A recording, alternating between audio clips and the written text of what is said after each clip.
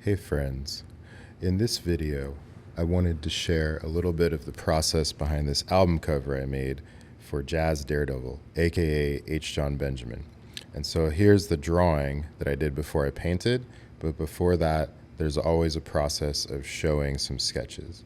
So I worked with an art director over at Subpop, and I worked with Jon Benjamin just in terms of what he wanted for the album art. And so uh, before I even heard any of the music, I knew that the album was kind of like a fake movie soundtrack. So I knew that there were some elements that needed to be in there, and I knew that we wanted to kind of arrange things similar to a Drew Struzan poster or a Bob Peak poster that you might have seen in the 80s. So there were elements that needed to be in there, like this cat. Um, I needed to have a record producer up in the corner right there. I needed to have a woman on a scooter. I needed to have him playing the piano. I needed to have him in his Jazz Daredevil outfit.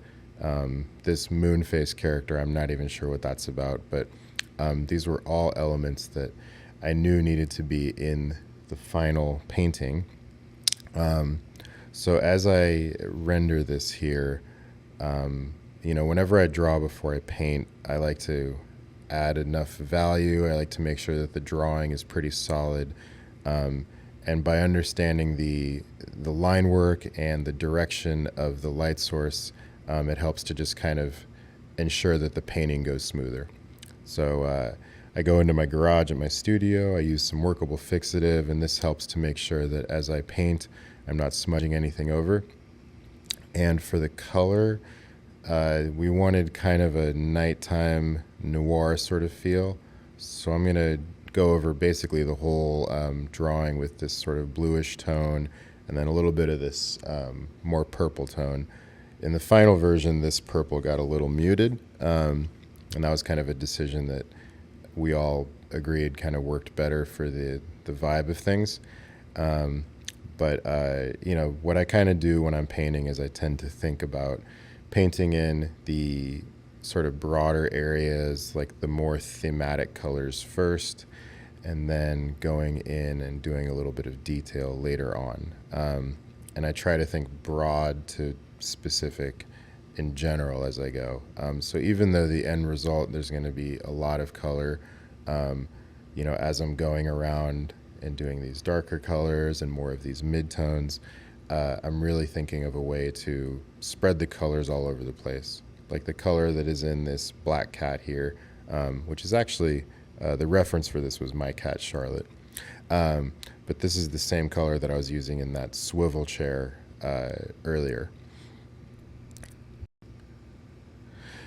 And one way in general to make a painting feel as if the lighting is more consistent and the colors are more cohesive is to make sure that as you're painting, you're using color in multiple areas. So as I'm painting this robe here, it's probably going to be the only area that has that type of red, but I do make sure that I put some of that into, there's a duffel bag, there's some flesh tone colors, there's reflections in the foreground and in the background. So I try to make sure that I don't just mix a color, use it in a specific spot, and then call it a day. I really try to spread the color all over the place. So these blues, these are pretty vibrant, but it's actually the result of mixing that background color and then adding more cobalt blue.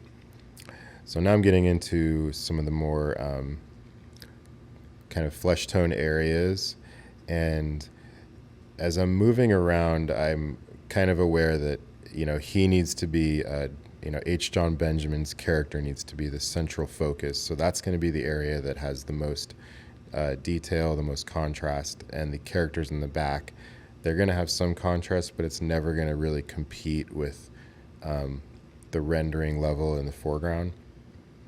So, I try to think about that kind of atmospheric perspective effect of having things kind of fade into the distance as I go.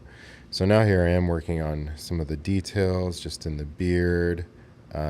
This is a pretty purple mark I'm putting down, and this is actually using some of that color that I used on the ground as well.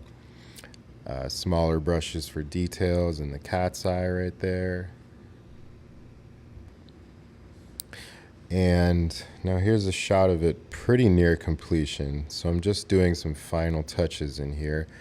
And, final touches sometimes include using the tiny brush, but again, thinking of how the whole piece ties together. So redefining some edges helps. Putting some of the violets into certain flesh tones, sometimes that works. But it's essentially trying to take something that, I've maybe had a micro focus on and then refocus things to see the whole piece together. So here we have our finished cat. Here we have our finished Moon Man, caretaker, FBI agent on crutches, and nurse. Some of the hands on the piano right there. Here we have our record producer kicking back in the chair. Some gold albums in the background. Portrait of Mr.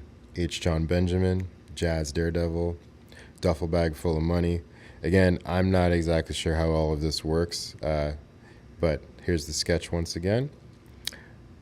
And then there's the final work. The final is about 24 by 24 on illustration board, and there it is as a cover.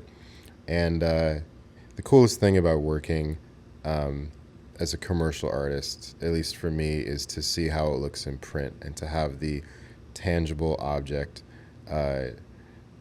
just there in your hands. It just feels really good. And obviously nowadays I do a lot of stuff that lives purely online, but this sort of thing feels really special. So thanks for tuning in. Hope you enjoyed.